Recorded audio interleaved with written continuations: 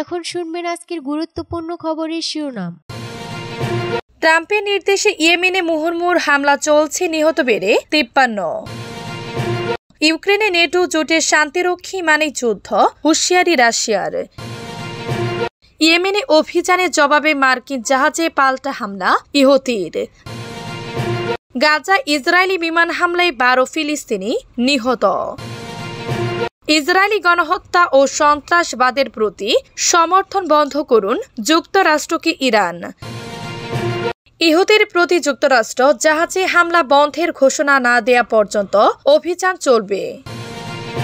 ট্রাম্পের নির্দেশে ইয়েমেনে মুহুর্মুহু হামলা চলছে, নিহত বেড়ে 53। ইয়েমেনের বিদ্রোহী গোষ্ঠী ইহুতির উপর যুক্তরাষ্ট্রের বিমান হামলা অব্যাহত রয়েছে। এখন পর্যন্ত এই হামলায় নিহত সংখ্যা বেড়ে 53 জনে দাঁড়িয়েছে। এদের মধ্যে 5 জন শিশু রয়েছে বলে জানিয়েছে ইহুতি বিদ্রোহী গোষ্ঠীর খবর বিবিসির। ওয়াশিংটন জানিয়েছে নিহতদের মধ্যে গুরুত্বপূর্ণ কয়েকজন ইহুতি সদস্য রয়েছে, যদিও ইহুতির পক্ষ থেকে এই বিষয়টি এখনো নিশ্চিত করেননি। ইহুতিরা জানিয়েছে রোববার রাতে বন্দর নগরী হুদাইদাতে নতুন করে হামলা চালিয়েছে মার্কিন বাহিনী, তবে এ বিষয়ে কোনো মন্তব্য করেনি যুক্তরাষ্ট্র। রোববার জাতিসংঘের মহাসচিব আন্তোনিও গুতেরেস ইয়েমেনের সব ধরনের সামরিক কার্যক্রম নিয়ন্ত্রণ ও বন্ধের আহ্বান জানিয়েছেন। যুক্তরাষ্ট্রের প্রেসিডেন্ট ডোনাল্ড ট্রাম্পের নির্দেশে মার্কিন বাহিনী শনিবার থেকে ইয়েমেনের ইহুতি বিদ্রোহী গোষ্ঠীর উপর বড় ধরনের বিমান হামলা শুরু করে। লোহিত সাগরে যুক্তরাষ্ট্রের জাহাজে সশস্ত্র গোষ্ঠীর হামলার কারণে এই বিমান হামলা বলে জানিয়েছেন প্রেসিডেন্ট ডোনাল্ড ট্রাম্প। ইহুদি নেতা আব্দুল মালিক আল ইহুদি বলেছেন, যতদিন পর্যন্ত মার্কিন বাহিনী ইয়েমেনে আক্রমণ চালিয়ে যাবে ততদিন পর্যন্ত তারা সশস্ত্র বাহিনী লোহিত সাগরে যুক্তরাষ্ট্রের জাহাজগুলোকে লক্ষ্যবস্তু করে যাবে। নিহতর সংখ্যা হালনাগাদ করে ইহুদি স্বাস্থ্য মন্ত্রণালয়ের আসবাহী সামাজিক যোগাযোগ মাধ্যম এক্সে এক পোস্টে জানিয়েছেন 5 শিশু এবং 2 জন নারী সহ 53 জন নিহত হয়েছে। এছাড়া এতে আহত হয়েছেন 98 জন। ইউক্রেনে নেটো জোটের শান্তিরক্ষী মানে যুদ্ধ, হুঁশিয়ারি রাশিয়ার। রাশিয়ার সাবেক প্রেসিডেন্ট দিমিত্রি মেদভেদেভ হুঁশিয়ারি উচ্চারণ করে বলেছেন, নেটো জোটের সদস্য দেশগুলো থেকে ইউক্রেনের শান্তিরক্ষী মোতায়েন করা হলে তাতে সামরিক অচলাবস্থা তৈরি হবে এবং জোটের সাথে মস্কোর সর্বাত্মক যুদ্ধ শুরু হবে। সাম্প্রতিক সপ্তাহগুলিতে ব্রিটেন এবং ফ্রান্সের নেতারা এই ধরনের একটি মিশন নিয়ে আলোচনা জোরদার করেছেন। এর প্রেক্ষাপটে মেদভেদেভ একথা বলেছেন। রবিবার সামাজিক মাধ্যমে এক্স পেজে দেয়া এক পোস্টে মেদভেদেভ বলেন, ফরাসি প্রেসিডেন্ট ইমানুয়েল ম্যাক্রন এবং ব্রিটেন প্রধানমন্ত্রী স্টারমার বোকামি করেছেন। বারবার তাদের বলা হচ্ছে যে শান্তিরক্ষীদের অবশ্যই নেটো বহির্ভূত রাষ্ট্র থেকে আসতে হবে, কিন্তু তারা তা করতে নারাজ। প্রকৃতপক্ষে এসব দেশ কিয়েভের নব্যনাংশীবাদীদেরকে সামরিক সহায়তা দিতে চায়। ইয়েমেনে অভিযানের জবাবে মার্কিন জাহাজে পাল্টা হামলা ইহুতিদের। যুক্তরাষ্ট্রের হামলার জবাবে লোহিত সাগরে মার্কিন জাহাজে এয়ারক্রাফট ক্যারিয়ার পাল্টা হামলা চালিয়েছে ইয়েমেনের ইহুতি বিদ্রোহীরা।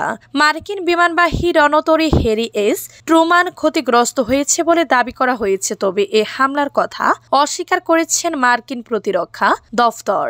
ইহুতিদের সামরিক মুখপাত্র ইয়াহিয়া সারি জানান, তাদের বাহিনী একটি গুরুত্বপূর্ণ সামরিক অভিযান পরিচালনা করেছে। তিনি দাবি করেন, ব্যালিস্টিক ক্রুজ ক্ষেপণাস্ত্র দিয়ে লোহিত সাগরে মার্কিন বিমানবাহী রণতরী হ্যারি এস ট্রুমান লক্ষ্য করে হামলা চালানো হয়।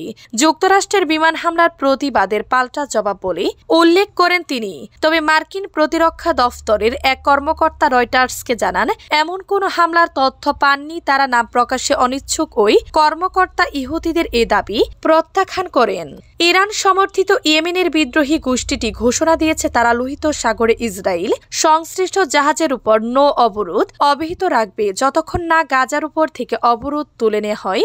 এদিকে মার্কিন প্রতিরক্ষা সচিব পিট হ্যাগসিথ ফক্স নিউজকে দেয়া এক সাক্ষাৎকার ইহুতিদের সতর্ক করে বলেন, যদি যুক্তরাষ্ট্রের জাহাজ ও ড্রোন লক্ষ্য করে হামলা বন্ধ না করা হয় তাহলে তাদের অভিযানও অব্যাহত থাকবে। গাজায় ইসরায়েলি বিমান হামলায় 12 ফিলিস্তিনি নিহত। গাজায় উপত্যকায় গত 24 ঘন্টায় ইসরায়েলি বিমান হামলায় এক শিশু সহ কমপক্ষে 12 জন ফিলিস্তিনি নিহত হয়েছেন। ফিলিস্তিনের সংবাদ সংস্থা ওয়াফার উদ্ধৃতি ভিত্তি দিয়ে রাশিয়ার বার্তা সংস্থা তাস এ খবর জানিয়েছে। ওয়াফা জানিয়েছে, মধ্য গাজা উপত্যকায় একদল লোকের উপর ইসরায়েল ড্রোন হামলা বেশ কয়েকজন ফিলিস্তিনি আহত হয়েছেন। সংস্থাটির মতে গত 19 জানুয়ারি ইসরায়েল ও হামাসের মধ্যে যুদ্ধবিরতি চুক্তির পর থেকে অন্তত 150 জন আহত হয়েছেন। এই চুক্তিটি মিশর, কাতার ও যুক্তরাষ্ট্রের মধ্যস্থতায় সম্পূর্ণ হয়েছে। জানুয়ারির মাঝামাঝি সময় মিশর, কাতার ও যুক্তরাষ্ট্রের মধ্যস্থতায় ইসরায়েল ও হামাস যুদ্ধবিরতিতে সম্মত হয়। চুক্তির প্রথম পর্যায়ে 1 মার্চ সম্পন্ন হয় এবং এর অংশ হিসেবে 33 জন জিম্মিকে ইসরায়েলে ফিরিয়ে দেওয়া হয়। 2 মার্চ ইসরায়েল গাজায় মানবিক সাহায্য সরবরাহ বন্ধ করে দেয় এবং সমস্ত চেক পয়েন্ট বন্ধ করে দেয়। 7 মার্চ ওয়াইনেট পোর্টাল জানায়, ইসরায়েল প্রতিরক্ষা বাহিনীর IDF প্রধান জেনারেল স্টাফ ইয়াল জামির গাজা উপত্যকায় আক্রমণের জন্য নতুন একটি পরিকল্পনা অনুমোদন করেছেন। ইসরায়েলি গণহত্যা ও সন্ত্রাসবাদের প্রতি সমর্থন বন্ধ করুন যুক্তরাষ্ট্রকে ইরান। ইসরায়েলি গণহত্যা ও সন্ত্রাসবাদের প্রতি মার্কিন নীতি নির্ধারকদের সমর্থন বন্ধ এবং ইয়েমেনি জনগণকে হত্যা করা থেকে বিরত থাকার আহ্বান জানিয়েছেন ইরানের পররাষ্ট্রমন্ত্রী সাইয়েদ আব্বাস আরাকচি। রবিবার 17 মার্চ নিজের অফিসিয়াল এক্স পেজে দেয়া এক পোস্টে এ আহ্বান জানিয়েছেন ইরানের পররাষ্ট্রমন্ত্রী। আরাকচি বলেন, 1979 সালে ইরানি ইসলামী বিপ্লব হওয়ার পর থেকে এদেশের পররাষ্ট্রনীতি নির্ধারণের উপর কর্তৃত্ব হারিয়েছে আমেরিকা। ওই বিপ্লবের মাধ্যমে ইরানের মার্কিন আবেদার শাহ সরকার জনরোষের মুখে ক্ষমতা ত্যাগ করে দেশ থেকে পালিয়ে গিয়েছিল। ইরানের পররাষ্ট্রমন্ত্রী এক্স পোস্টে আরো বলেন, ইরানের পররাষ্ট্র নীতি নির্ধারণ করে দেওয়ার কোনো ক্ষমতা মার্কিন সরকারকে দেয়া হয়নি। ওই ক্ষমতা 1979 সালে শেষ হয়ে গেছে। ইহুদির প্রতি যুক্তরাষ্ট্র জাহাজে হামলা বন্ধের ঘোষণা না দেওয়া পর্যন্ত অভিযান চলবে। লোহিত সাগরে জাহাজে হামলা চালানো বন্ধের ঘোষণা না দেওয়া পর্যন্ত ইহুদিদের বিরুদ্ধে চলমান অভিযান অব্যাহত থাকবে বলে জানিয়েছে যুক্তরাষ্ট্র। যুক্তরাষ্ট্রের প্রতিরক্ষা মন্ত্রী পিট হেগসেথ এই ঘোষণা দেন, কিন্তু মার্কিন হামলা জারি থাকলে নিজেরাও পাল্টা হামলা অব্যাহত রাখার ঘোষণা দিয়েছে ইহুদিরা। শনিবার রাতে ইয়েমেনের ইহুদিদের বিভিন্ন নিশানায় হামলা শুরু করে যুক্তরাষ্ট্রের সামরিক বাহিনী হামলায় এরই মধ্যে অন্তত 53 জন প্রাণ হারিয়েছে বলে জানিয়েছে ইহুদি পরিচালিত স্বাস্থ্য মন্ত্রণালয়। নিহতদের মধ্যে 5 শিশু ও 2 জন নারী রয়েছে। হামলায় আহত হয়েছে 98 জন। সাধারণ মানুষের প্রাণহানি নিয়ে তাৎক্ষণিক মন্তব্য করেননি পেন্টাগন। গত জানুয়ারি মাসে ট্রাম্প ক্ষমতা গ্রহণের পর মধ্যপ্রাচ্যে ইহুদিদের বিরুদ্ধে চলমান এই হামলায় এখন পর্যন্ত যুক্তরাষ্ট্রের সবচেয়ে বড় সামরিক অভিযান।